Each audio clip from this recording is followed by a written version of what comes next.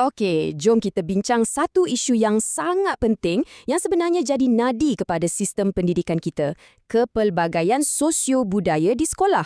Dan ini bukan setakat cerita pasal sambutan Hari Raya atau Tahun Baru Cina tau, tapi ini adalah tentang realiti harian yang membentuk pengalaman setiap pelajar.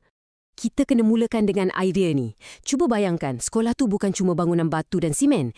Ia sebenarnya macam satu miniatur masyarakat kita. Apa saja yang ada kat luar sana, perbezaan kita, jurang yang ada, potensi untuk kita bersatu atau berpecah, semua tu wujud dalam skala yang lebih kecil di dalam kawasan sekolah. Jadi, persoalan pokoknya bukanlah sama ada sekolah kita ni pelbagai atau tidak. Itu dah tentu. Yang lebih penting sekarang ialah bagaimana kita nak uruskan kepelbagaian ni dengan cara yang betul-betul adil dan berkesan. Jom kita bedah siasat 5 faktor utama yang membentuk landscape ini. Okey, kita mulakan dengan faktor yang paling ketara sekali, bangsa. Tapi ini bukan sekadar nak tanda kotak demografi je. Isu ni jauh lebih dalam. Ia menyentuh tentang siapa diri seseorang murid tu, identiti dia dan yang paling penting, rasa selamat dia bila berada di sekolah. Cuba kita tengok dua realiti yang sangat berbeza ni. Kat sebelah kiri, ini yang jadi bila kepelbagaian bangsa tu diabaikan atau tak diurus dengan baik. Dia jadi tempat subur untuk stereotip, wujud puak-puak dan ada murid yang rasa terpinggir. Tapi, bila ia diurus secara adil dan proaktif, macam kat sebelah kanan ni, ia membina satu suasana yang positif di mana semua murid rasa diterima dan yang penting, rasa selamat. Perbezaannya langit dengan bumi. Dan ini bukan cakap-cakap kosong tau. Kajian oleh Dakunah and Santo pada tahun 2023 pun sahkan benda ni. Mesejnya sangat jelas. Bila seorang murid tu rasa selamat dari segi emosi dan sosial, barulah otak dia boleh fokus 100% pada pelajaran. Jadi, iklim sekolah yang positif ni bertindak macam satu perisai yang melindungi kejayaan akademik mereka. Okey, seterusnya, kita beralih pada alat paling asas untuk belajar, bahasa. Setiap murid yang datang ke sekolah, dia bawa bahasa ibunda dia dari rumah. Persoalannya sekarang, adakah sekolah nampak bahasa tu sebagai satu masalah yang perlu diperbetulkan atau sebagai satu sumber berharga yang boleh kita gunakan? Cuba bayangkan, awak seorang budak kecil. Bahasa yang awak guna kat rumah dengan mak ayah, tiba-tiba kat sekolah orang kata tu satu kekurangan. Apa awak rasa? Mesti keyakinan diri jatuh kan? Awak jadi pasif, rasa terasing. Tapi bayangkan sebaliknya. Bahasa awak tu diraikan.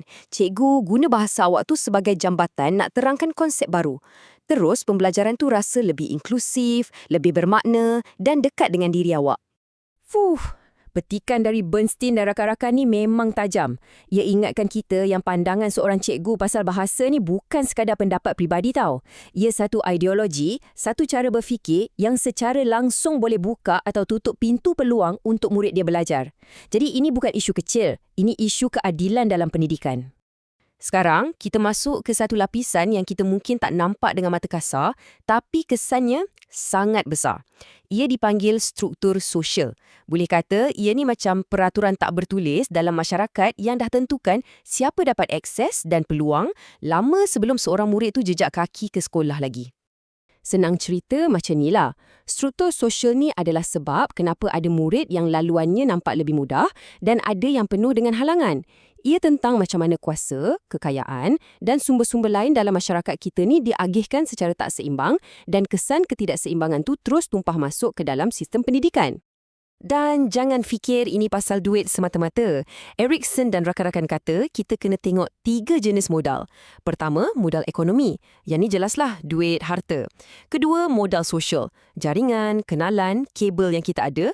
Dan yang ketiga ni menarik, modal budaya.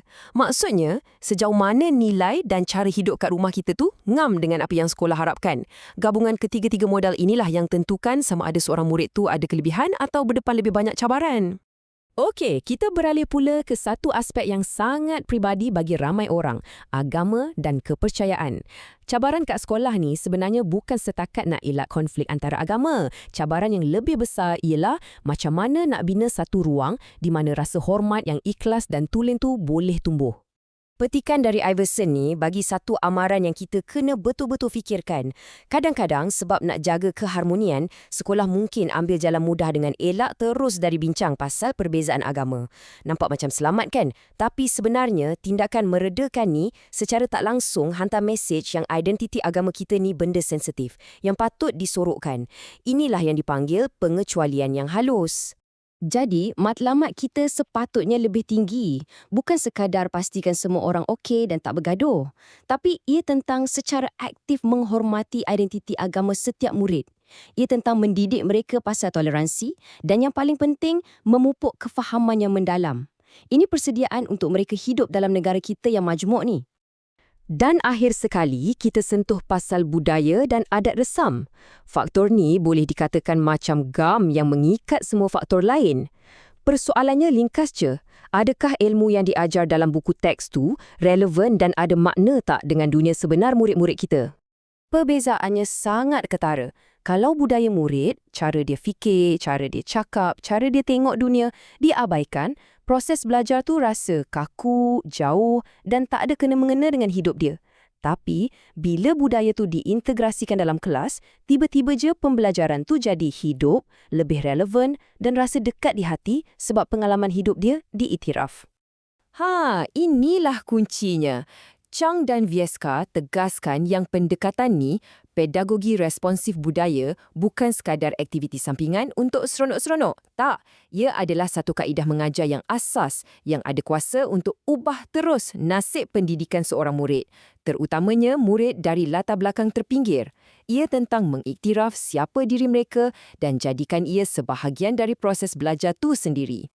Jadi, kalau kita kumpulkan semua ni, apa mesej utamanya? Ia adalah satu anjakan cara kita berfikir. Kita perlu beralih daripada pendekatan yang pasif kepada yang aktif.